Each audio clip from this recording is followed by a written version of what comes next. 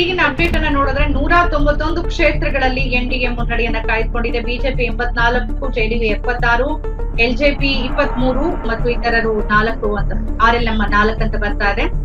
ಇನ್ನೊಂದು ಕಡೆಯಲ್ಲಿ ಮಹಾಗಠಬಂಧನ್ 48 ಕ್ಷೇತ್ರಗಳಲ್ಲಿ ಆರ್ಜೆಡಿ 34, ಕಾಂಗ್ರೆಸ್ ಕೇವಲ 6, ಸಿಪಿಐಎಂಎಲ್ ಕೂಡ 6, ಸಿಪಿಎಂ 1 ಕ್ಷೇತ್ರಗಳು. ಒಟ್ಟಾರೆಯಾಗಿ ಅವರ ಬಲ ಈಗ ಬರ್ತಿರೋದು 50ಕ್ಕೆ ಬರ್ತಾ ಇದೆ. ಎನ್ಡಿಎ 189ಕ್ಕೆ ಬಂದು ನಿಂತ್ಕೊಳ್ತಾ ಇದೆ. ಅದರ ಜೊತೆ ಒಂದು ವಿಪಕ್ಷ ನಾಯಕ ಅಶೋಕ್ ಅವರ ಹೇಳಿಕೆ ಬಂದಿದೆ, ನಕ್ಷತ್ರಗಳನ್ನಾದ್ರೂ ಎಣಿಸಬಹುದು, ಆದ್ರೆ ಕಾಂಗ್ರೆಸ್ ಸೋಲನ್ನ ಎಣಿಸೋದಕ್ಕೆ ಸಾಧ್ಯ ಆಗ್ತಾ ಇಲ್ಲ ಅಂತ ಅವರ ಪ್ರತಿಕ್ರಿಯೆ ಬಂದಿದೆ. ರಾಘೋಪುರದಲ್ಲಿ ಆರ್ಜೆಡಿ ಅಭ್ಯರ್ಥಿ ಬಹಳ ಕಾನ್ಫಿಡೆಂಟ್, ಅತಿಯಾದ ಆತ್ಮವಿಶ್ವಾಸ ಅಂತ ಕರೆಯೋಕ್ ಆಗೋದಿಲ್ಲ, ಅದನ್ನ ಆತ್ಮವಿಶ್ವಾಸಕ್ಕಿಂತ ಹೆಚ್ಚಿನ ರೀತಿಯಲ್ಲಿ ವರ್ತಿಸಿದಂತ ತೇಜಸ್ವಿ ಯಾದವ್ ಮೊದಲ ಮತ ಎಣಿಕೆ ಅಂದ್ರೆ ಮೊದಲ ಹಂತದ ಮತ ಎಣಿಕೆಯಿಂದಲೂ ಮುನ್ನಡೆಯನ್ನ ಕಾಯ್ದುಕೊಂಡೇ ಬಂದಿತ್ತು. ಆದ್ರೆ ಈಗ ಅವರೂ ಕೂಡ ಹಿನ್ನಡೆಯನ್ನ, ಯಾರು ಮುಖ್ಯಮಂತ್ರಿ ಕ್ಯಾಂಡಿಡೇಟ್ ಆಗಿ ಮಹಾಗಠಬಂಧನ್ ಇದ್ರು ಅವರು ಕೂಡ ಹಿನ್ನಡೆಯನ್ನ ಕಾಣ್ತಾ ಇದ್ದಾರೆ ಅನ್ನೋದು ಸದ್ಯಕ್ಕೆ ನಮಗೆ ಸಿಕ್ಕಿರುವಂತ ಮಾಹಿತಿ. ರವಿಚಂದ್ರೇಗೌಡ್ರೆ, ಈಗ ಕಾರಣಗಳು ಏನೇ ಇರ್ಬೋದು, ರವಿಚಂದ್ರೇಗೌಡರು ಮಾತು ಸಿಗ್ತಾ ಇಲ್ಲ. ನಾನು ಇನ್ನೊಂದು ಚಾನಲ್ ಹೋಗ್ಬೇಕು, ಒಂದ್ 5 ನಿಮಿಷ ನಮ್ಗೆ. ಒಂದ್ 2 ನಿಮಿಷ ಮಾತನಾಡ್ತೀನಿ ರತನ್ ನಿಮ್ ಜೊತೆಗೆ.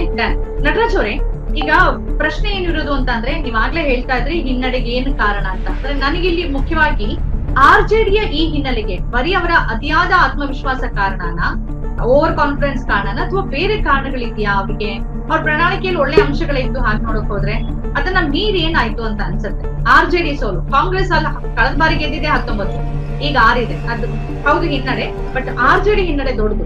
75 ಇಂದ 35ಕ್ಕೆ ಬಂದಿದ್ರೆ ಆರ್ಜೆಡಿ ಅವರು ಅದನ್ನ ಹೇಳಿದ್ರು, ಅತಿಯಾದ ಆತ್ಮವಿಶ್ವಾಸ ಮತ್ತು ಪ್ರಣಾಳಿಕೆಯಲ್ಲಿ ವಾಸ್ತವಕ್ಕೆ ದೂರವಾದಂತ ಕೆಲವು ಘೋಷಣೆಗಳನ್ನ ಕೊಟ್ಟಿದ್ದಾರೆ ಅನ್ನುವಂಥದ್ದು. ಅಂದ್ರೆ ಯಶಸ್ವಿಯಾದಂತ ಒಂದು ಕಾರ್ಯತಂತ್ರ ಅನ್ನೋದು ಎನ್ಡಿಎ ಮೈತ್ರಿಕೂಟ. ಅಂದ್ರೆ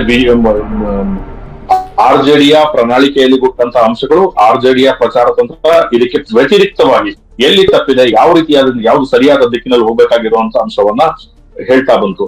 ಹಾಗೆ ತೇಜಸ್ವಿ ಯಾದವ್ ಅವರ ಒಂದು ಎಲ್ಲರನ್ನೂ ಕೂಡ ಟೇಕನ್ ಫಾರ್ ಗ್ರಾಂಟೆಡ್ ಅಂತ ಹೋಗುವಂತ ನಿಲುವಿದೆಯಲ್ಲ, ಅದು ದೊಡ್ಡ ಇದಕ್ಕೆ ಕಾರಣ ಆಯ್ತು. ಹಾಗೆ ಅವ್ರಿಗೆ ಏನಕ್ಕೆ ಕಾರಣ ಅಂದ್ರೆ, ಮುಖ್ಯಮಂತ್ರಿ ಯಾರು ಅನ್ನುವಂತ ಒಲವಿನಲ್ಲಿ ಸಮೀಕ್ಷೆಗಳಲ್ಲಿ ಎಲ್ಲದಕ್ಕೂ ಕೂಡ ನಿತೀಶ್ ಅವ್ರಿಗಿಂತ ತೇಜಸ್ವಿ ಯಾದವ್ ಅವ್ರಿಗೆ ಹೆಚ್ಚಿನ ಪರ್ಸೆಂಟೇಜ್ ಸಿಗ್ತಾ ಇತ್ತಲ್ಲ, ಅದನ್ನ ನೋಡಿದ ತಕ್ಷಣ ಅವ್ರಿಗೆ ಆಲ್ರೆಡಿ ನಾನು ಗೆದ್ದೇ ಬಿಟ್ಟೆ ಅನ್ನುವಂತ ಒಂದು ಒಪಿನಿಯನ್ ಕ್ರಿಯೇಟ್ ಆಗ್ತಾ ಇತ್ತು.